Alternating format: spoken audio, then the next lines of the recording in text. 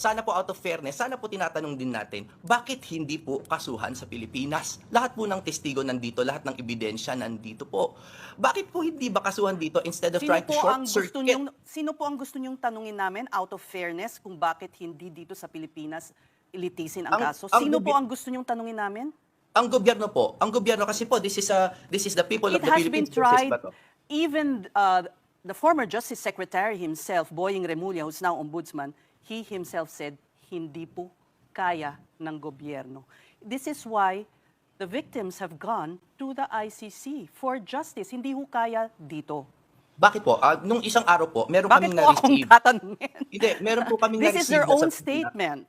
Yes, ma'am. And precisely why there is an ICC. Yes.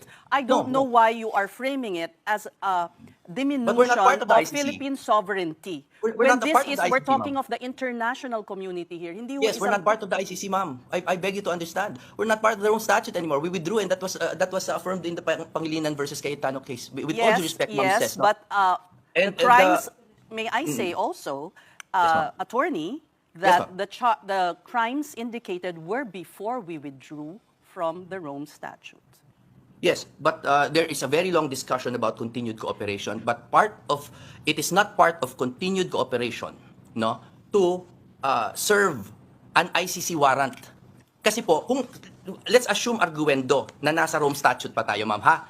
Let's assume, ha? Meron pong proseso sa Article 58 saka sa Article 59 ng Rome Statute kung paano po mag-serve ng warrant. At katulad po ng lahat ng batas, di ba may batas, ma'am, no? Kunyari RA, merong IRR, yung implementing rules. Sa Opo, ICC meron alam din ko po. po Ma'am, yun. sandali lang. This is very important, ma'am. Meron pong batas na Rome Statute, meron din pong regulations of the court. And in the regulations of the court, 31 number 3, nakalagay po doon kung paano mag-serve ng ICC warrant, which they did not follow. And the key phrase there is personal service. Kailangan po may personal service upon the accused, which they did not do. What did they do? They brandished it on social media and on media without serving us. Humingi po si Senator Cayetano, humingi po kami bilang legal counsel. Because Out po of your deference to the client, law. and I'm sorry we're We were running not out of served the time, but I'd warrant. just like to point out, because he was running in the stairs and, even tripped. They were trying to serve the warrant on him. No, they were not. They were not in possession of the warrant. Then they admitted that. In fact, Melvin Matibag said to Cayetano that we will give it to you. And then sabi niya, hindi, sa Tuesday na lang. And then next time na lang. And then next time na lang. They did not serve as a warrant, no? So until okay, but if we'll be arguing till tomorrow. But just No, the but same, that's very important no, to no, no, no. concede, eh. What is important is why Senator Bato left the supposed protective custody of the Senate to go missing. Yun po yung issue. Ba't hindi po niya harapin? No, serve as the warrant. Yun yung tanong po. Yun yung, in the end, the most important question.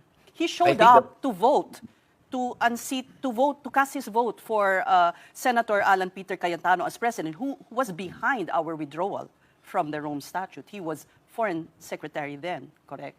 And then to go missing after, it seems it's unbecoming, to say the least.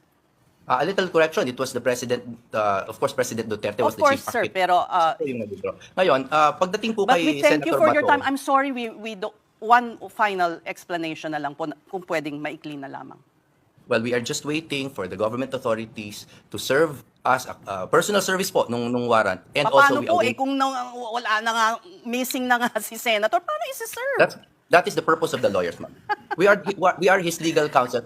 Ma'am, I hope you don't ridicule us, ma'am. No, we're doing our best to I'm be not. You're earnest saying with you want the no? government to personally serve, but Yes. he ran Yeah, away. to us. He ran away. Abogado po kami. Abogado naman kami. Pwede naman po sa amin. Pwede So naman po. that is what you want, to serve it to you, Yes, and then yes, ano pong gagawin yes. ninyo pag Oh, na-serve na it- sa inyo? Then we will follow You'll produce accordingly. him? You will produce your client? Well, I can't assure that because I'm not Bato, but we will of course definitely serve the warrant on our client. Kasi po ayaw nilang sundan yung sistema. They're Okay, not so following the law that they're invoking. This is what you're saying. You are willing for the government to serve the warrant on the legal counsels, and you will do your utmost best to produce your client. Did I understand it dadaan po sa correctly? proseso, no? Dadaan po sa proseso, sa PCTC and all that, alam po niyo, I'm sure you've heard all of that. Pag dumaan na po sa tamang proseso and competent judicial authority, then pwede na nating pag-usapan ang pag-appear ni Senator Bato.